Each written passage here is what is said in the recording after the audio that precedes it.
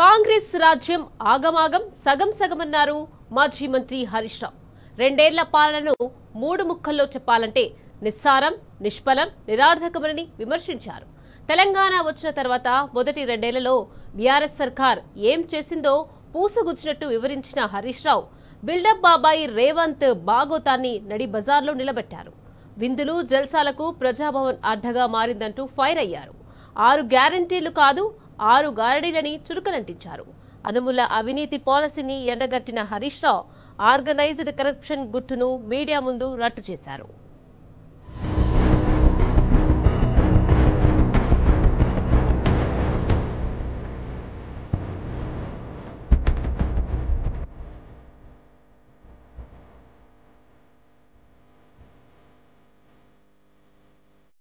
Congress party పరిపాలనకు నిన్నటికి 2 ఏళ్లు పూర్తయినాయి. ముఖ్యంగా ఈ 2 ఏళ్ల పాలన 2 ఏళ్ల మొండి చేయి ఇచ్చింది రాష్ట్ర ప్రజలకు. కాంగ్రెస్ పార్టీ మొండి చేయిని అందించింది. తెలంగాణ ప్రజలు అనుభవిస్తున్నటువంటి కడగండ్లకు 2 ఏళ్ళు అయినాయి. ఈ 2 ఏళ్ల పాలనలో అన్ని వర్గాల ప్రజల్ని మోసం చేసింది, రాష్ట్రాన్ని అధోగతి పాలు చేసింది. 2 ఏళ్ల పాలనలో రేవంత్ రెడ్డి వారి తప్ప చేతలు గడప దాటలేదు. ప్రభుత్వ విజన్ ఏంటో, విధానం ఏంటో, ఈ ప్రభుత్వానికి అభివృద్ధి పట్ల, సంక్షేమం పట్ల ఉన్న శ్రద్ధ ఏమిటో అసలు ఇప్పటిదాకా ఎవరికి అర్థమైన పరిస్థితి లేదు. అంతా గందరగోళం, అంతా అయోమయం, ఆగమాగం సగం సగం. అన్నం ఉడికిందా లేదా చూడడానికి ఒక మెతుకు ముట్టుకుంటే చాలన్నట్టు మొదటి 2 సంవత్సరాల పాలన ఈ ప్రభుత్వం ఎటువైపు ప్రయాణిస్తుందో అర్థం చేసుకోవడానికి ఒక గీట్రాయిగా పనికొస్తుంది. నిజాయితీగా ప్రజలకిచ్చిన హామీల విషయంలోనైతేనేమి, అభివృద్ధి విషయంలోనైతేనేమి, సంక్షేమ రంగం అయితేనేమి ఎక్కడ కూడా ఒక అడుగు ముందుకు పడ్డ పరిస్థితి లేదు. 3 మాటల్లో చెప్పాలంటే నిస్సారం, నిష్ఫలం, నిరర్ధకం, ఇంతకు మించి ఏమీ లేదు. కేసీఆర్ గారి 2 ఏళ్ల పాలన కూడా చూడండి మీరు.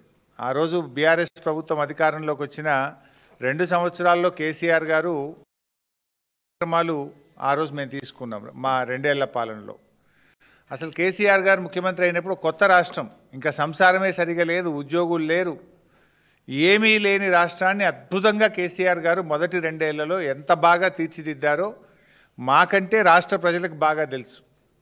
ఎందుకంటే ఆ రోజు పరిశ్రమలకు పవర్ హాలిడే, గ్రామాల్లో 3-4 గంటల కరెంటు రాదు. అటువంటి దశ నుంచి కేసీఆర్ గారు మొదటి 2 ఏళ్లలో రాష్ట్రంలో రైతులకు, పల్లెలకు, పట్టణాలకు, పరిశ్రమలకు 24 గంటల నాణ్యమైన కరెంటును మొదటి 2 ఏళ్లలో అందించింది బీఆర్ఎస్ ప్రభుత్వం. దేశానికే మార్గదర్శకంగా నిలిపిన మిషన్ భగీరథ కార్యక్రమం, ప్రతి ఇంటికి త్రాగునీరిచ్చే కార్యక్రమాన్ని మొదటి 2 ఏళ్లలో కేసీఆర్ గారు శ్రీకారం చుట్టారు. కాకతీయ కాలం నుంచి మనకు వచ్చిన వారసత్వ సంపద 44,000 చెరువులను పునరుద్ధరించే మిషన్ కాకతీయ కార్యక్రమానికి మొదటి 2 ఏళ్లలో కేసీఆర్ గారు శ్రీకారం చుట్టారు. మొదటి కేబినెట్ మీటింగ్లోనే 200 పెన్షన్ను ఇచ్చిన మాట ప్రకారంగా 5 అంతలు పెంచి 1000 రూపాయలకు పెంచింది ఆనాడు కేసీఆర్ గారి ప్రభుత్వం. ఎన్నికల్లో హామీ ఇవ్వకపోయినా, ఓట్ల కోసం చెప్పకపోయినా కళ్యాణ లక్ష్మి, షాదీ ముబారక్ కార్యక్రమాన్ని మొదటి కేబినెట్లో ఆమోదించింది కేసీఆర్ గారి ప్రభుత్వం. రేషన్ బియ్యం కోటాను 4 కేజీల నుంచి 6 కేజీలకు పెంచి గవర్నమెంట్ స్కూళ్ళు, హాస్టళ్ళు, గురుకులాల్లో సన్న బియ్యంతో అన్నం పెట్టే కార్యక్రమాన్ని రూపకల్పన చేసింది కేసీఆర్ గారి ప్రభుత్వం. వ్యవసాయాన్ని ఆధునీకరణ చేసడంలో భాగంగా ట్రాక్టర్లు, వ్యవసాయ పనిముట్లు, డ్రిప్పు, స్ప్రింక్లర్లను పెద్ద ఎత్తున అందించింది కేసీఆర్ గారి ప్రభుత్వం. ఎస్సీ ఎస్టీలకైతే 100% సబ్సిడీతో ఇచ్చారు. చిన్న సన్నకారు రైతులకు 90% సబ్సిడీతో అందించింది కేసీఆర్ గారి ప్రభుత్వం. దేశంలోనే అత్యుత్తమమైన టీఎస్ ఐపాస్ పాలసీని తెచ్చింది కేసీఆర్ గారి ప్రభుత్వం. ఈజ్ ఆఫ్ డూయింగ్ బిజినెస్లో రాష్ట్రాన్ని నంబర్ 1గా నిలిపింది మొదటి 2 ఏళ్లలో కేసీఆర్ గారి ప్రభుత్వం. శాంతి భద్రతల విషయంలో హైయెస్ట్ సీసీ కెమెరాలు పెట్టి, షీ టీంలను పెట్టి లా అండ్ ఆర్డర్కు వారికి పెద్ద ఎత్తున బడ్జెట్ని ఇచ్చి రిక్రూట్మెంట్ రూపకల్పన చేసి కొత్త వాహనాలను అందించి లా అండ్ ఆర్డర్లో దేశాన్ని ప్రభుత్వం. మరి రేవంత్ రెడ్డి గారి ప్రభుత్వం ఏం చేసింది? మొదటి 2 ఏళ్లలో రేవంత్ రెడ్డి గారు చేసింది ఏమైనా ఉందా? అసలు మొట్టమొదల ఫస్ట్ ప్రోగ్రాం వాళ్ళ మేనిఫెస్టోలో ఉన్న మొదటి కార్యక్రమం, ఆయన ప్రమాణ స్వీకారం చేసిన తర్వాత చెప్పిన మొదటి మాట అదే తుసుమన్నది. ఏం చెప్పింది వాళ్ళ మేనిఫెస్టోలో? ముఖ్యమంత్రి గారు తన కార్యాలయంలో ప్రతిరోజు ప్రజల్ని కలుస్తాడు, ప్రజా దర్బార్ నిర్వహిస్తాము అని మేనిఫెస్టోలోని మొదటి పారాలో చెప్పారు. జరిగింది ఏంది? ఆ రోజు ప్రమాణ స్వీకారం చేసేటప్పుడు రేవంత్ రెడ్డి గారు రోజు ప్రజా దర్బారు నేను నిర్వహిస్తా, సామాన్యులు సైతం వచ్చి నన్ను కలవచ్చు అని చెప్పి గప్పాలు కొట్టిండు. ప్రమాణ స్వీకారం చేసి ఒక్కరోజు మాత్రమే ప్రజాభవన్కు రాలే. ఒక 4 రోజులు 5 రోజులు మంత్రులు వచ్చిండ్రు, తర్వాత వాళ్ళు కూడా బంద్ అయిపోయిండ్రు. రోజు దరఖాస్తులు పోయి వారానికి 2 రోజులకు వచ్చింది. ఇక ఆ దరఖాస్తుల గురించి పట్టించుకున్నాడో లేడు. అంటే బిల్డప్ బాబాయ్ ఈ రేవంత్ రెడ్డి చెప్పిన మొదటి అబద్ధం ఇది. మేనిఫెస్టోలో కావచ్చు, ప్రమాణ స్వీకారం చెప్పిన తర్వాత ఈయన గారు చెప్పిన మొదటి అబద్ధం. ఇక్కడితో స్టార్ట్ అయింది ఈయన ప్రయాణం. ఏం మాట్లాడిన అబద్ధాలే. గోబల్స్. గొడుగు నాగరాజు అనే రైతు ప్రజాభవన్కి వచ్చి ఫిర్యాదు చేసిండు. మెసేజ్ వచ్చింది, నీ సమస్య పరిష్కారం అయిపోయింది అని. నిజంగా చూస్తే ఈరోజు కూడా పరిష్కారం కాలేదు. అంటే నీ ప్రజాభవన్, నీ వేదిక ఎట్లా పనిచేస్తుంది?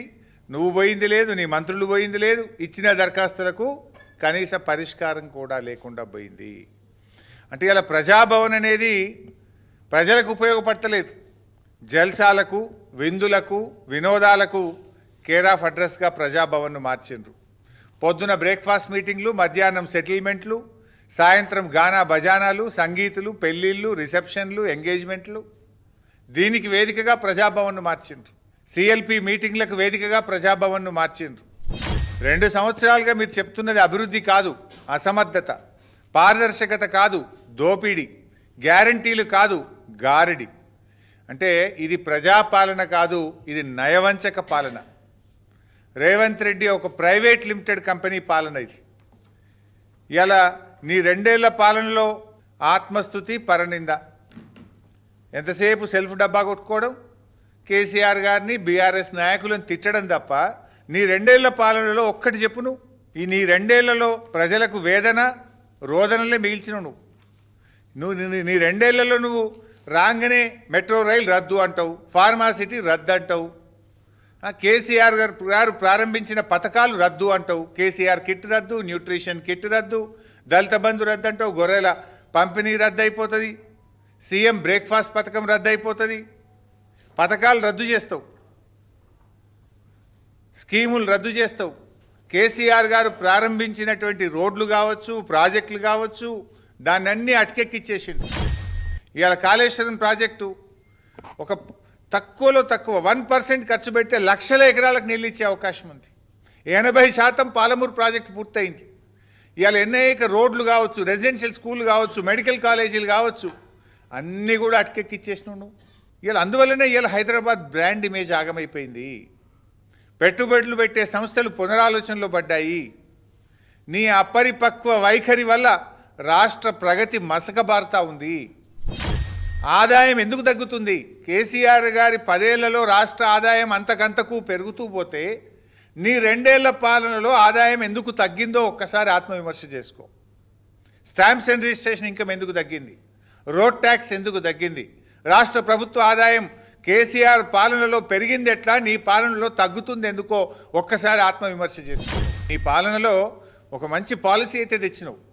ఏది? నీ కుటుంబానికి, నీ అనుముల బ్రదర్స్కు, నీ క్యాబినెట్కు మనకు వచ్చే పాలసీ తెచ్చినావు, ప్రజలకు కాదు.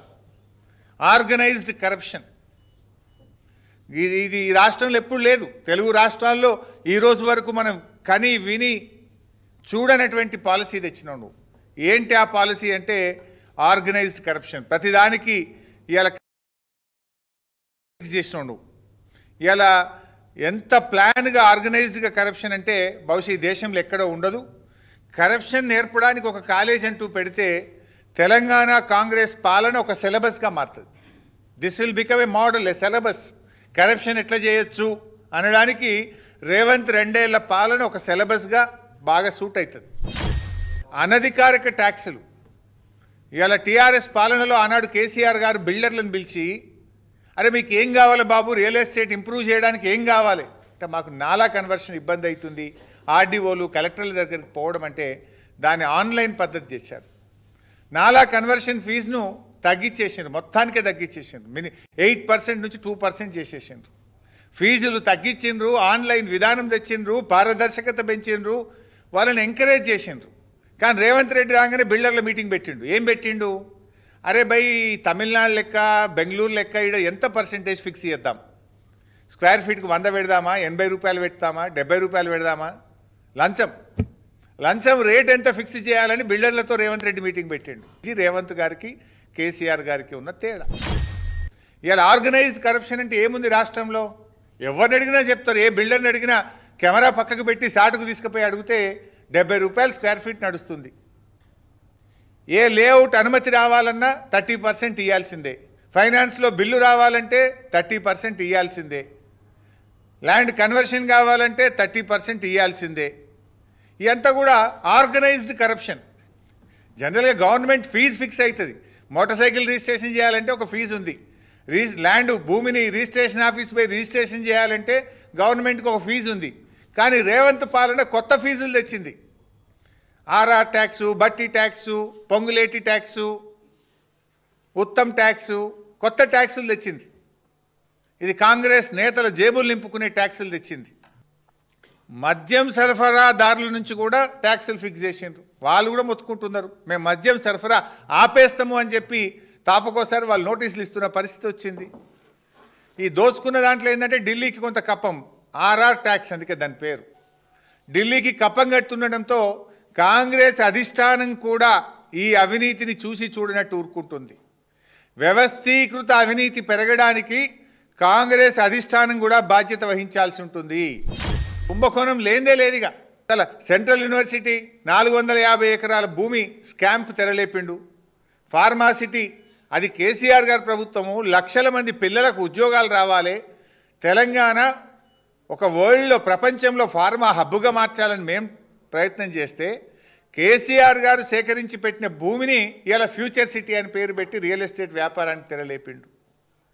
సివిల్ సప్లైస్లో ధాన్యం అమ్మకాల్లో పెద్ద స్కామ్ అయింది, హైకోర్టులో కేసు నడుస్తూ ఉంది.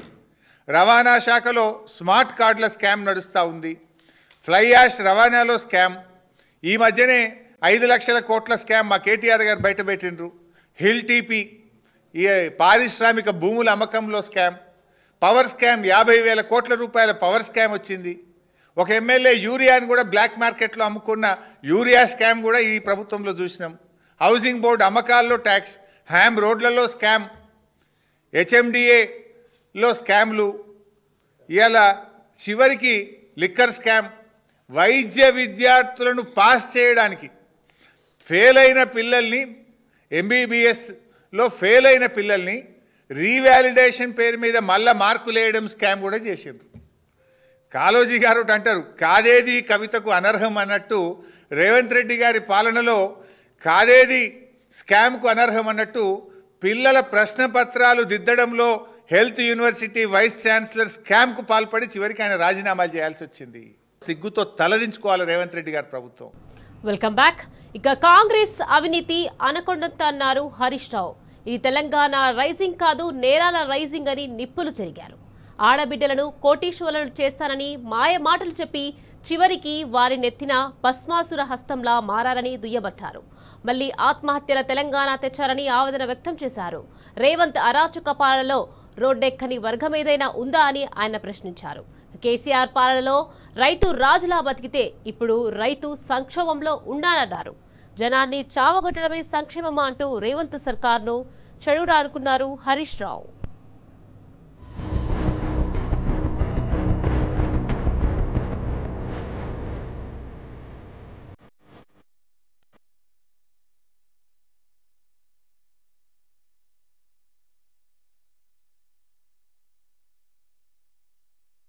ఇక 6 గ్యారంటీలు అభయహస్తం అన్నారు, బాండ్ పేపర్లు అన్నారు. ఆ అభయహస్తం కాదు, అది భస్మాసుర హస్తం అయిపోయింది. ప్రజల పాలిట భస్మాసుర హస్తం అయిపోయింది. గ్యారంటీలో మొదటి గ్యారంటీ మహాలక్ష్మే దిక్కులేదు, మహిళలందరినీ అదానీ అంబానీలుగా మార్చినా అని చెప్పి నేను ట్వీట్ పెట్టిండు. పోదామా? ఏ ఊరికన్నా పోదామా? అప్పుల పాలు చేసినావు. 1,00,000 కోట్ల వడ్డీ లేని రుణమని 5 లక్షలకే వడ్డీ లేని రుణం ఇచ్చినావు. మహిళలను మోసం చేసినావు.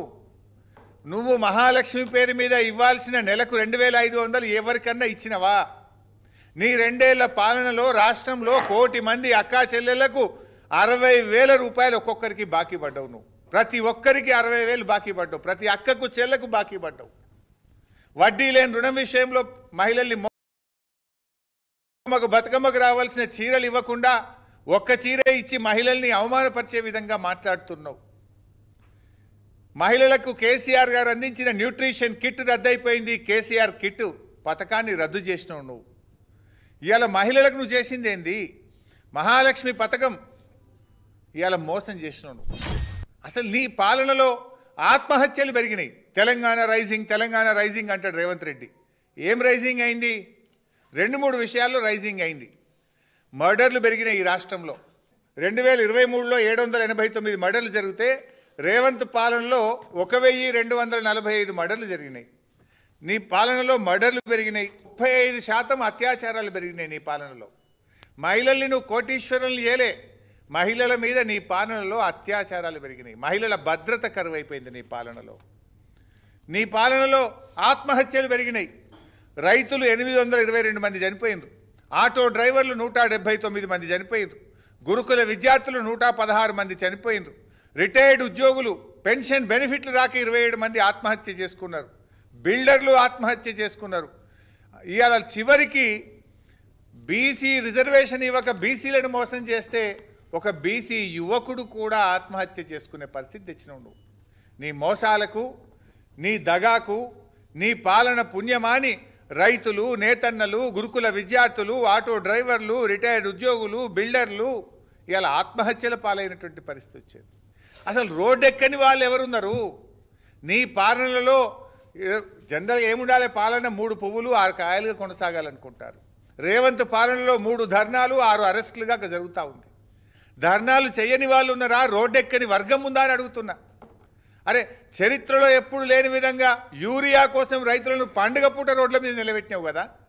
వర్షంలో తడుచుకుంటూ స్కూలు పిల్లల్ని కూడా, స్కూలు బ్యాగులు వేసుకొని పిల్లలు కూడా యూరియా బస్తాల కోసం లైన్లో నిలబెట్టివి. రైతన్నను యూరియా కోసం రోడ్డెక్కించినావు. పింఛన్లు పెంచాలని అవ్వ తాతల్ని రోడ్డెక్కించినావు. స్కాలర్షిప్లు, ఫీజు రియంబర్స్మెంట్లు ఇవ్వాలని ఎస్సీ ఎస్టీ బీసీ పిల్లల్ని రోడ్డెక్కించినావు. అరే, పురుగులన్నం మాకొద్దని గురుకుల పిల్లలు హైవేల మీద రోడ్డెక్కి ధర్నాలు చేసే పరిస్థితి తెచ్చినావు. రుణమాఫీ కోసం, రైతు బంధు కోసం, విత్తనాల కోసం రైతుల్ని రోడ్డెక్కించినావు. మా డిఏలు ఇవ్వండి, మా పిఆర్సీలు ఇవ్వండి అని ఉద్యోగులు నల్ల బ్యాడ్జీలు పెట్టుకొని నిరసనలు చెప్పే పరిస్థితి తెచ్చినావు. ఇవాళ జీతాలు ఇవ్వండి, ట్రాక్టర్ల డీజిల్కు పైసలు లేవని పంచాయతీ సెక్రటరీలు, గ్రామ పంచాయతీ వర్కర్లు రోడ్డెక్కిండ్రు. ఆశాలు, అంగన్వాడీలు, ఏఎన్ఎంలు ఇచ్చిన మాట అమలు చేయాలని వాళ్ళు కూడా కోటికాడికి వచ్చి ధర్నాలు చేస్తే వాళ్ళను మగ పోలీసులతో కొట్టించినవు, అరెస్టులు చేయించినవు. ఫార్మా కంపెనీలకు వ్యతిరేకంగా లగచెర్ల, జహీరాబాద్ పలు చోట్ల పల్లె ప్రజలు రోడ్లెక్కిన పరిస్థితి వచ్చింది. ఇండ్లు కూలగొట్టొద్దని హైడ్రా బాధితులు రోడ్డెక్కి లబో దిబోమని జేసీబీలు ప్రొక్లైన్లకు అడ్డంగా పడుకునే పరిస్థితి తెచ్చినవు. అసలు దేశంలో ఎక్కడ లేని విధంగా కాంట్రాక్టర్లు వచ్చి ఫైనాన్స్ డిపార్ట్మెంటు ధర్నాలు చేపించి సెక్రటరేట్ ముందు రోడ్డెక్కిచ్చినవు. అసలు నువ్వు రోడ్డెక్కిచ్చింది ఎవరిని? నువ్వు జరుపుకోవాల్సింది విజయోత్సవాలు కాదు, అపజయోత్సవాలు జరుపుకోవాలి. నువ్వు రాష్ట్ర ప్రజలకు క్షమాపణ చెప్పాలి. ఇన్ని వర్గాల ప్రజల్ని రోడ్డెక్కించి 6 గ్యారెంటీలు అమలు చేయక అందరినీ మోసం చేసినందుకు నువ్వు క్షమాపణ చెప్పాలి. రేవంత్ రెడ్డి బ్లాక్మెయిల్ రాజకీయాలు, ఉల్టా బ్లాక్మెయిల్ చేస్తాడు. ఎవరైనా న్యాయం అడిగితే, రావాల్సిన డబ్బులు అడిగితే వాళ్ళని బ్లాక్మెయిల్ చేస్తాడు. ఈ first time in the history of the state. బాధ ఉంటే పిలిచి మాట్లాడతారు, సమస్యను పరిష్కరిస్తారు. ఇవాళ కాకపోతే రేపిస్తామంటారు. కానీ రేవంత్ రెడ్డిది అంతా ఉల్టా. ఇప్పుడు ఫీజు రియంబర్స్మెంట్ బకాయిల కోసం ఇవాళ వాళ్ళు కాలేజీలు బంద్ చేస్తామనే పరిస్థితి ఎప్పుడైనా విన్నామా చరిత్రలో? బంద్ చేసిండ్రు కాలేజీలు. పిల్లలు ఇళ్ళకే పరిమితం అయిపోయినరు. ఒకసారి అడిగినరు, 2 సార్లు అడిగినరు, 3 సార్లు అడిగి చివరికి ఫీజు రియంబర్స్మెంట్ కోసం కాలేజీలు మూతపడ్డాయి. మూతపడితే రేవంత్ రెడ్డి బ్లాక్మెయిల్ ఏంటంటే పోలీసు వాళ్ళని కాలేజీలకు దోలుతాడు, విజిలెన్స్ వాళ్ళని కాలేజీలకు దోడి కాలేజీ యాజమాన్యాల మీద కేసులు పెట్టాడు. అరే ఆరోగ్యశ్రీ బకాయిలు ఇవ్వండి అని ఆసుపత్రులలో దరఖాస్తు పెట్టి దండం పెట్టి మొరబెట్టుకున్నా నువ్వు కనికరించలేదు. ఇక మేము బంద్ చేస్తాం ఆరోగ్యశ్రీ సేవలంటే ఆసుపత్రుల మీద పోలీసులు దాడులు, వైద్య ఆరోగ్య శాఖతో దాడులు చేపిస్తాడు. కాంట్రాక్టర్లు ఎవడన్నా చిన్న చిన్న కాంట్రాక్టర్లు మా బిల్లులు ఇవ్వమని ధర్నా చేస్తే వాళ్ళ చేసిన పనుల మీద విజిలెన్స్ ఎంక్వైరీలు పెట్టిస్తాడు. ఉద్యోగ సంఘ నాయకులు అరే మా డిఏ ఏది, మా పిఆర్సీ ఏది, మా పెన్షన్ బెనిఫిట్ లేదంటే వాళ్ళ మీద ఏసీబీ దాడులు చేపిస్తాడు. అంటే హక్కులు అడిగితే చివరిగా పోలీసులు ఏపీఎస్పీ బెటాలియన్ పోలీసులు ఈయన రేవంత్ రెడ్డే మాటిచ్చిండు ఏక్ పోలీసింగ్ విధానం తెస్తా అని. ఏమైంది నాయన ఏక్ పోలీసింగ్ అంటే పోలీసుల భార్యలను పోలీసుల చేత అరెస్ట్ చేపిస్తాడు. ఆ ఏపీఎస్పీ పోలీసులను 20 మందిని సస్పెండ్ చేసిండు ఇవాళకి. బ్లాక్మెయిల్ రాజకీయం ఈ రాష్ట్రంలో. ప్రేమ లేదు, ప్రజాపాలన కాదు, ఇది ప్రజా కంటక పాలన, బ్లాక్మెయిల్ పాలన ఇది. ప్రశ్నించిన వారిని పగబడుతున్నారు. అరే మా ఎమ్మెల్యేలు ప్రశ్నిస్తే ఇండ్ల మీద దాడులు, మా ఎమ్మెల్యేల మీద అక్రమ కేసులు, మా ఎమ్మెల్యేలకు ఎవరికైనా కాలేజీలు ఉంటే వాళ్ళ అనుమతులు ఆపేయడం, వాళ్ళ మీద దాడులు చేయడం, ఎంక్వైరీలు వేయడం, ఇది ప్రజాపాలన కాదు, ఇది బ్లాక్మెయిల్ పాలన. ఇది అసలు ఏ రంగమన్నా నువ్వు బాగు చేసినావా? కేసీఆర్ గారి పాలనలో రైతు రాజుగా బతికాడు. నిజమైన కేసీఆర్ గారు ఏంటంటే చెక్ డ్యాంలు, చెరువులు, కాలువలు, పెండింగ్ ప్రాజెక్టులు పూర్తి చేసి నీళ్లు తెచ్చిండు, 1 కోటి ఎకరాల మాగానిగా మార్చిండు. 24 కేసీఆర్ గారి పాలనలో నిజమైన కేసీఆర్ గారు ఏంటంటే చెక్ డ్యాంలు, చెరువులు, కాలువలు, పెండింగ్ ప్రాజెక్టులు పూర్తి చేసి నీళ్లు తెచ్చిండు, 1 కోటి ఎకరాల మాగానిగా మార్చిండు. 24 గంటల కరెంటు దేశంలో ఎక్కడ లేని విధంగా ఇచ్చిండు. దేశంలో ప్రపంచంలో లేని విధంగా రైతు బీమా, రైతు బంధు తెచ్చిండు. దేశంలోనే ధాన్యం ఉత్పత్తిలో తెలంగాణ నంబర్ 1గా నిలిపిండు కేసీఆర్. ఏం చేసింది కాంగ్రెస్ చెప్పగలుగుతారా? కౌలు రైతులకు కూడా రైతు భరోసా ఇస్తామని చెప్పి ఉన్న రైతులకు 2 పంటలు రైతు భరోసా ఎగ్గొట్టిండు రేవంత్ రెడ్డి. కరోనా వచ్చినా, పెద్ద నోట్ల రద్దు జరిగినా, దేశంలో రాష్ట్రంలో ఆదాయం మందగించిన ఎమ్మెల్యేల మంత్రుల జీతాలు ఆపిండు కేసీఆర్ కానీ రైతు బంధు ఆపలేదు. నీకు అన్నీ బాగున్నా 2 పంటలకు రైతు బంధు ఇచ్చినావు, 2 పంటలకు రైతు బంధు ఎగ్గొట్టినావు. కౌలు రైతుకి ఇస్తా అన్నావు, 3 పంటలకు ఇస్తా అన్నావు. కానీ కేసీఆర్ గారు ఇచ్చే 2 పంటలకు కూడా రైతు బంధు ఎగ్గొట్టిన ఘనత రేవంత్ రెడ్డిది. రుణమాఫీ గురించి కూడా నేను ట్వీట్లో పెట్టిండు రేవంత్ రెడ్డి. పోదామా రేవంత్ రెడ్డి? నీ ఊరికి పోదామా? నీ కొడంగల్కి పోదామా? ఈ రాష్ట్రంలో ఏ ఊరికి పోదామో చెప్పు. ఏ ఊర్లోనైనా సంపూర్ణమైన రుణమాఫీ అయిందేమో అడుగుదాం. అయింది తక్కువ, రుణమాఫీ కాంది ఎక్కువ. సిగ్గు లేకుండా ఇంకేందో ట్వీట్ పెట్టిండు అలా. I'm challenging. వ్యవసాయ మంత్రి వస్తాడా, ఫైనాన్స్ మంత్రి వస్తాడా, ముఖ్యమంత్రి వస్తాడా? ఏ ఊరికి పోదామో చెప్పండి. బట్టి గారు నీ మధురకు పోదామా? తుమ్మల గారు నీ ఖమ్మంకు పోదామా? ముఖ్యమంత్రి గారు నీ కొడంగల్కి పోదామా? రుణమాఫీ అయిందంటే నేను రాజీనామా చేస్తా, మీరు చేయడానికి సిద్ధంగా ఉన్నారా? ఎందుకు ఈ చిల్లర మాటలు? రుణమాఫీ అయిపోయిందని దేవుళ్ళ మీద ప్రమాణం చేసి దేవుళ్ళను కూడా మోసం చేసినటువంటి గనుడు ఈ రేవంత్ రెడ్డి. ఈ నీ మోసాలకు ప్రజలే కాదు దేవుళ్ళు కూడా బలైపోయారు. అరే ఏం చేసినావు నువ్వు? రైతుకు బోనస్ ఎగ్గొట్టినావు. పోయిన యాసంగి 1150 కోట్ల రూపాయల బోనస్ ఎగ్గొట్టినావు. 3 బడ్జెట్ స్పీచుల్లో పంటల బీమా పథకాన్ని తెస్తున్నామని బట్టి గారు కొట్టుడు, వీళ్ళు బల్లలు కొట్టుడు. ఇప్పటిదాకా ఎందుకు రాలే మరి పంటల బీమా? అంటే మాటలే తప్ప చేతలు లేవు కదా మీ. అకాల వర్షాలతో మునిగిపోయి దెబ్బతిన్న పంటలకు 10,000 రూపాయలు ఇస్తామన్నారు. 12 లక్షల ఎకరాల్లో ఈ రాష్ట్రంలో పంటలు దెబ్బతిన్నాయి. ఈయన ఇచ్చిండు. ఇవాళ వరకు ఒక్క రైతు కన్నా 10,000 ఇచ్చిండ్రా? పోయిన యాసంగిలో వడగళ్ళ వాన దెబ్బ, ఈ వర్షాకాలంలో తుఫాను దెబ్బ, ఇంతవరకు ఏ రైతుకు సాయం జరగదు. అన్నీ అబద్ధమే. కొనుగోళ్లు తగ్గిపోయినాయి. మక్కలు నిన్న ఒక మక్కల కొనుగోలు కేంద్రం పోతే 50 రోజులు ఆ మక్కలు కొనబట్టి ₹1 బిల్లు రాలే వాళ్ళకు. ఇవో రైతు కమిషన్ వేసిండ్రు, అది అవుతుంది అలంకార ప్రాయం. గిరిజన రైతు నిలదీస్తే, ప్రశ్నిస్తే పోలీస్ స్టేషన్లో పెట్టి 3rd డిగ్రీ ప్రయోగించినటువంటి రైతుల మీద ప్రయోగించిన ప్రభుత్వం రేవంత్ రెడ్డి. అరే లగచెర్ల రైతులకు బేడీలు వేసినావు. బీఆర్ఎస్ దేమో రైతు సంక్షేమ ప్రభుత్వం, కానీ కాంగ్రెస్దేమో రైతు సంక్షోభ ప్రభుత్వం. నిరుద్యోగులకు మొదటి ఏడాది 2 లక్షల ఉద్యోగాలని మీరే ఫ్రంట్ పేజ్ యాడ్లు ఇస్తారు. రాహుల్ గాంధీ స్వయంగా వచ్చి అశోక్ నగర్ చిక్కడపల్లి లైబ్రరీలో మెట్ల మీద కూర్చొని మాటిచ్చే ఏమైనా 2 లక్షల ఉద్యోగాలు. కేసీఆర్ గారి ప్రభుత్వం 1,65,000 ఉద్యోగాలు పూర్తి చేసింది. మరో 55,000 ఉద్యోగాలకు నోటిఫికేషన్లు ఇచ్చి పరీక్షలు పెట్టి ఫలితాలు ప్రకటిస్తే వాటికి నువ్వు కాయిదాలు పంచు. నువ్వు ఇచ్చింది ఎంత? 5-6 వేలు దాటది. రేవంత్ రెడ్డి 2 ఏళ్ల పాలనలో ఇచ్చిన ప్రభుత్వ ఉద్యోగాలు 5-6 వేలకు మించి లేవు. మిగతా అన్ని బీఆర్ఎస్ ఇచ్చినాయి. ఇలా సిగ్గుండాలే మాట్లాడడానికి. మేమిచ్చిన నోటిఫికేషన్లకు నువ్వు నియామక పత్రాలు ఇచ్చి ఏదో మంది బిడ్డ నా బిడ్డ అని ముద్దించుకున్నట్టు చేస్తున్నావు నువ్వు. జాబ్ క్యాలెండర్ మేము అసెంబ్లీలో గట్టిగా అడిగినాం. ఓ జాబ్ క్యాలెండర్ పెట్టిండ్రు, చెట్టు లేకుండా పారిపోయినరు. అది జాబ్లెస్ క్యాలెండర్ అయింది. అరే ఏమైందా అని జాబ్ క్యాలెండర్ ప్రకారం ఎప్పుడు నోటిఫికేషన్లు ఇస్తావు అంటే జాబ్ క్యాలెండర్ నోటిఫికేషన్ రాలేదు, కానీ మద్యం దుకాణాలకు నోటిఫికేషన్ ఇచ్చిండు. 2 నెలల ముందే ఇచ్చిండు నోటిఫికేషన్ మద్యం దుకాణాలకు. 3,000 కోట్లు ఇవాళ మద్యం దుకాణాల మీద ఆదాయం సంపాదించాడు. ఇప్పుడు ఊరూరికి పబ్బులు పెట్టారట, ఊరూరికి బార్లు పెట్టారట. ఇంకిని కేసీఆర్ గారేమో ఒక ఆరోగ్య తెలంగాణ కోసం ఆలోచిస్తే తెలంగాణ చేస్తుండే దీన్ని. కేసీఆర్ గారేమో ఆరోగ్యశ్రీని 2 లక్షల నుంచి 5 లక్షలకు పెంచిండు. కేసీఆర్ కిట్టు పెట్టిండు. 33 జిల్లాల్లో 33 ప్రభుత్వ మెడికల్ కాలేజీలు పెట్టిండు. వైద్యాన్ని అద్భుతంగా చేసిండు కేసీఆర్ గారు. అరే ఆనాడు 2 సెంటర్లు పెట్టిండు కేసీఆర్ గారు. 4 టిమ్స్ ఆసుపత్రులు పెట్టిండు. వరంగల్లో హెల్త్ సిటీ పెట్టిండు. ఒక ఆరోగ్య తెలంగాణ వైపు కేసీఆర్ అడుగులు వేస్తే రేవంత్ రెడ్డి గారేమో తాగుబోతుల తెలంగాణ వైపు అడుగులు వేస్తూ ఉన్నాడు. ఇది కేసీఆర్ పాలనకు రేవంత్ పాలనకు ఉన్నటువంటి తేడా. ఈరోజు నాది సంక్షేమ ప్రభుత్వం అంటాడు రేవంత్ రెడ్డి. నేను అడుగుతున్నా, ఎస్సీ ఎస్టీ బీసీ పిల్లలకు ఫీజు రియంబర్స్మెంట్ ఇవ్వకపోవడమే సంక్షేమమా? కాలేజీలు బంద్ చేస్తున్నాము అని చెప్పుకునే పరిస్థితి రావడమే సంక్షేమ ప్రభుత్వం అనేది? కరోనా వచ్చినా, పెద్ద నోట్ల రద్దు జరిగినా, ఆర్థిక ఇబ్బందులు వచ్చినా కేసీఆర్ ప్రభుత్వం ఏనాడు ఫీజు రియంబర్స్మెంట్ ఆపలేదు. I'm challenging. ఆనాడు కాంగ్రెస్ పెట్టిన బకాయి 3,000 కోట్లు కూడా బీఆర్ఎస్ ప్రభుత్వం వచ్చినాక ఇచ్చింది. కాంగ్రెస్ ప్రభుత్వం నీలం తుఫాన్ రైతులకు ఇవ్వాల్సిన ఇన్పుట్ సబ్సిడీ 600 కోట్లు బకాయి పెట్టిపోతే అది కూడా బీఆర్ఎస్ ప్రభుత్వం ఇచ్చింది. కానీ నువ్వెందుకు ఇయ్యవు?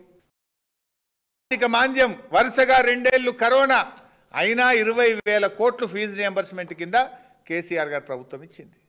నీ 2 ఏళ్లలో ₹1 కూడా ఎందుకు ఫీజు రియంబర్స్మెంట్ ఇవ్వలేదు? ఇది ఎస్సీ ఎస్టీ బీసీలను దగా చేయడం కాదా? ఇది మోసం చేయడం కాదా? నీ మేనిఫెస్టోలో ఏం పెట్టినావు? గ్రీన్ ఛానల్లో ఇస్తా అని చెప్పినావు. పాత బకాయిలు క్లియర్ చేస్తా అన్నావు. మరి పాతది లేదు, కొత్తది లేదు, గ్రీన్ ఛానల్ లేదు, ₹1 ఇచ్చింది లేదు. ఇవాళ మోసం చేస్తున్నావు ఫీజు రియంబర్స్మెంట్ పేరు మీద. ఢిల్లీ ఎలక్షన్ వచ్చినా, హర్యానా ఎలక్షన్ వచ్చినా, మహారాష్ట్ర ఎన్నికలు వచ్చినా, బీహార్ ఎన్నికలు వచ్చినా బడా కాంట్రాక్టర్లకు బిల్లులు క్లియర్ అవుతాయి. You release the white paper, I'm demanding. మీరు ఎప్పుడన్నా చూడండి, ఢిల్లీ ఎలక్షన్ రాగానే ఆ నెల 2,000 కోట్లు రిలీజ్ అవుతాయి. బీహార్ ఎలక్షన్ రాగానే బడా కాంట్రాక్టులకు 2,000 కోట్లు రిలీజ్ అవుతాయి. మహారాష్ట్ర ఎలక్షన్ నెక్స్ట్ మంత్ ఉందంటే ఈ నెల 2,000 కోట్లు రిలీజ్ అవుతాయి. హర్యానా ఎలక్షన్ నెక్స్ట్ మంత్ ఉందంటే ఈ నెల 2,000 కోట్లు బడా కాంట్రాక్టర్లకు రిలీజ్ అవుతాయి. రేవంత్ గారి ప్రభుత్వం 2 ఏళ్లలో 18,000 కోట్ల రూపాయలు బడా కాంట్రాక్టర్ల బిల్లులు రిలీజ్ చేసింది. ప్రతి బిల్లుకు 20% కమిషన్, 30% కమిషన్ తీసుకున్నారు. బిల్లులకు కమిషన్లు తీసుకోవాలి, ఢిల్లీకి మూటలు మోయాలి. 18,000 కోట్లు బడా కాంట్రాక్టర్ల బిల్లులు ఇవ్వగలిగినవు, కానీ మా ఎస్సీ ఎస్టీ బీసీ పిల్లలకు స్కాలర్షిప్ ఇవ్వమంటే నన్ను కోసుక తింటారా? నా దగ్గర పైసలు లేవంటావా? 30 ఏళ్ళు సేవ చేసిన ప్రభుత్వ ఉద్యోగులు మేము దాచుకున్న రిటైర్మెంట్ డబ్బులు ఇవ్వమంటే నన్ను కోసుక తింటారా? నా దగ్గర పైసలు లేవంటావా? మరి 18,000 కోట్లు బడా కాంట్రాక్టర్లకు ఎక్కడికి వెళ్ళి ఇచ్చినావు? తప్పైతే చెప్పు, I'm ready. As a X finance minister I'm challenging. 18,000 కోట్లు బడా కాంట్రాక్టర్లకు ఇచ్చినావా, ఇయ్యలేదా? మా పిల్లలకు ఆడబిడ్డల కేసీఆర్ కిట్ ఇవ్వమంటే పైసలు లేవంటావు, రైతు బంధు ఇవ్వమంటే పైసలు లేవంటావు, రైతులకు వడగళ్ళ వల్ల తుఫాను వల్ల నష్టం జరిగింది 10,000 ఇవ్వమంటే పైసలు లేవంటావు. మరి 18,000 కోట్లు బడా కాంట్రాక్టర్ల కమిషన్ల కోసం ఎక్కడి నుంచి వచ్చినాయి? కాంట్రాక్టర్లకేమో green channel, SC ST BC పిల్లలకు మెస్ ఛార్జీలకు గ్రీన్ ఛానల్ ఉండదు. మధ్యాహ్న భోజనం వండే కార్మికులు నెలకు 3,000 జీతం, వాళ్ళకు పైసలు ఇవ్వమంటే వాళ్ళు పాపం మొన్న వచ్చి సెక్రటరియట్ కాడ ఇందిరా పార్క్ కాడ ధర్నా చేసిండ్రు. ఆడబిడ్డల్ని కోటీశ్వరులు చేసిండట ఈయన, అదానీ అంబానీ చేసిండట. ఆడబిడ్డలు వచ్చి పాపం ఇందిరా పార్క్ దగ్గర నెలకు రావాల్సిన 3,000 జీతం ఇవ్వమని వేలాది మంది మధ్యాహ్న భోజన మహిళా కార్మికులు ధర్నా చేస్తుంటే సిగ్గుపడాల రేవంత్ రెడ్డి. ఇంకా సిగ్గు లేకుండా నేను అదానీ అంబానీ చేసిన మహిళలు అంటాడు. 9.8% క్రైమ్ పెరిగింది. 2024లో మళ్ళీ 14% పెరిగింది. అసలు కేసుల సంఖ్య చూద్దాం ఓవరాల్గా, పెద్ద నంబర్ పోకుండా. 2023లో బీఆర్ఎస్ ప్రభుత్వం ఉన్నప్పుడు మొత్తం రాష్ట్రంలో అయిన కేసులు 2,13,000. రేవంత్ వచ్చినాక 2024లో 2,24,000, 11,000 కేసులు పెరిగినాయి. 2025 ఇప్పుడు మనం డిసెంబర్లో ఉన్నాం, ఇంకొక నెల ఉన్నది. ఇవాళకి ఎంత పెరిగిందంటే 2,38,000 పెరిగింది. అంటే దాదాపు 25,000 కేసులు రేవంత్ హయాంలో ఈ 11 నెలలనే పెరిగినాయి. అంటే కేసులు పెరుగుతున్నాయి, క్రైమ్ పెరుగుతున్నది. నడి రోడ్డు మీద ఇవాళ హత్యలు జరుగుతున్నటువంటి పరిస్థితి. మర్డర్ కేసులు 16% పెరిగినాయి. నడి రోడ్డు మీద 88 హత్యలు జరిగినాయి. 2023తో చూస్తే 50% కేసులు పెరిగినాయి. కేసులు పెరుగుతున్నాయి, ఆదాయం తగ్గుతుంది. రైజింగ్ అని ఇప్పుడు ఏదో ప్రోగ్రాం పెట్టారు కదా. Rising in crime, falling in revenues. ప్రభుత్వ ఆదాయం తగ్గుతుంది. దీన్ని బట్టి ప్రజల కొనుగోలు శక్తి దెబ్బతిన్నది. రాష్ట్రంలో ఆర్థిక పరిస్థితి మందగించింది. నీ పాలనలో రియల్ ఎస్టేట్ నడవడం లేదు. నీ పాలనలో ప్రజలు కష్టాల్లోకి నెట్టబడ్డారు కనుకనే నీ రిజిస్ట్రేషన్ ఆదాయం తగ్గింది. నీ ఆర్టీఏ ట్యాక్స్ తగ్గుముఖం పడుతుంది. మర్డర్లు, క్రైమ్లు, అత్యాచారాలు, కేసులు పెరుగుతూ ఉన్నాయి. ఇంకొకటి కూడా పెరిగింది, ఆంధ్ర పెత్తనం పెరిగింది. కీలకమైన విభాగాల్లో ఆంధ్ర వాళ్ళని తెచ్చిపెడతావు. ఇరిగేషన్ డిపార్ట్మెంట్లో కూడా కీలకమైన విభాగాల్లో ఆంధ్ర వాళ్ళని తెచ్చిపెడుతున్నారు. విజయవాడలో కట్కొత్తే ఇక్కడ బల్బు వెలుగుతున్నది, ఆడ కట్కొత్తే ఇక్కడ బిల్ పాస్ అవుతుంది. ఇది తెలంగాణ ఉద్యమకారులకు, తెలంగాణ అమరులకు ఇది అవమానించబడేటువంటి విషయం. ఇక ఈయన మాట్లాడితే దుబారా గురించి, మా ప్రభుత్వం గురించి గతంలో అబద్ధాలు మాట్లాడిండు. ఎంసీహెచ్ఆర్డీలో దాదాపు 100 కోట్లు పైచిలకు ఖర్చు పెట్టి ముఖ్యమంత్రి గారు క్యాంప్ ఆఫీస్ కడుతుంటారు. అవసరమా నీకు 100 కోట్లు? పేదవాళ్లకు ఫీజు రియంబర్స్మెంట్ అడిగితే నన్ను కోసుకతి నుండి పైసలు లేవంటాడు. ఈయన ఫుట్బాల్ షోకుల కోసం ఈయన ఒక్కడి కోసమే 5 కోట్లతోని స్టేడియం కట్టుకున్నాడు ఎంసీహెచ్ఆర్డీలో. 5 కోట్లతో స్టేడియం కడతావు, 100 కోట్లతో రాజ్మహల్ కడతావు, మెస్సీతో ఆడతా అని చెప్పి ఆయనను తెచ్చి ఆడడానికి 100 కోట్లు ఖర్చు పెడుతుండు. దానికి మళ్ళీ ఆయన రావాలంటే ఉత్తగా రాడు కదా. మెస్సీని తెప్పించి గేమ్ ఆడితే రాష్ట్రానికి ఏమొస్తుంది? అరే నాకు దళిత బంధు ఇస్తే నా తమ్ముడు బతాడు, మా ఫీజు రియంబర్స్మెంట్ ఇస్తే మా చెల్లె చదువుకుంటుంది, ఇంకా పిల్లలకు హాస్టల్లో అన్నం పెడితే కడుపు నిండా మా పిల్లలు బాగుపడతారు. ప్రజలకేం సంబంధం నీ ఫుట్బాల్ షోకులు? ప్రజలకు ఇచ్చిన హామీలు అమలు చేయి. 6 గ్యారెంటీలు ఎప్పుడు అమలు చేస్తావో చెప్పు, లేదంటే ప్రజలు నేను ఫుట్బాల్ ఆడతారు. ఇక 2 ఏళ్ళు అయితే అయిపోయింది.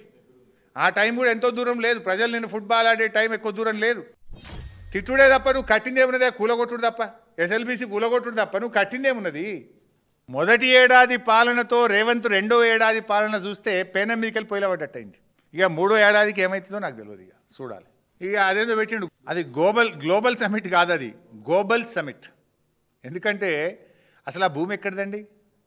ఆ 13,000 ఎకరాలు బీఆర్ఎస్ ప్రభుత్వము ఒక ఫార్మా హబ్గా తెలంగాణను అభివృద్ధి చేయాలి, లక్షలాది మంది తెలంగాణ బిడ్డలకు ఉద్యోగాలు రావాలని, రాష్ట్ర ప్రభుత్వ ఆదాయం పెరగాలని, ఈ రాష్ట్రం యొక్క గౌరవాన్ని ప్రపంచ పటంలో నిలబెట్టాలని కేసీఆర్ గారు 5 ఏళ్ళు కష్టపడి చేసింది. నువ్వేం చేస్తున్నావు? దాన్ని ఇవాళ నీ అనుయాయులకు, నీ కమిషన్లకు పప్పు బెల్లాలు పంచిపెట్టినట్టు ఇష్టం ఉన్నట్టు పంచిపెడుతున్నావు. నువ్వు ఎక్వైర్ చేసినావు ఆ భూమి. ఆ భూమి అక్విజేషన్లో నీది ఒక చెమట చుక్కు ఉన్నదా? నీ ఆలోచన ఉన్నదా? ఆ భూమిలో గ్లోబల్ సమిట్ పెట్టి అన్ని గ్లోబల్స్ మాటలు మాట్లాడే ప్రయత్నం చేస్తున్నారు. దావోస్లో ఏమైంది తెలియదు. డొల్లా కంపెనీలతో అగ్రిమెంట్లు చేసుకున్నావు. ఇవాళ ఒక్కటి వచ్చింది లేదు, ఒక ఉద్యోగం వచ్చింది లేదు. సింపుల్గా చెప్పాలంటే చిత్తశుద్ధి లేని శివ పూజ లాంటిది నీ 2047 విజన్ డాక్యుమెంట్. ఇవాళ 2 ఏళ్లలో నీ పాలన కష్టాలను తెచ్చిపెట్టింది. ప్రజలను, అన్ని వర్గాల ప్రజల్ని నువ్వు గోసపెట్టినవు. తప్పకుండా ప్రజలు నీకు తగిన గుణపాఠం చెప్పే రోజు దగ్గరలోనే ఉంది.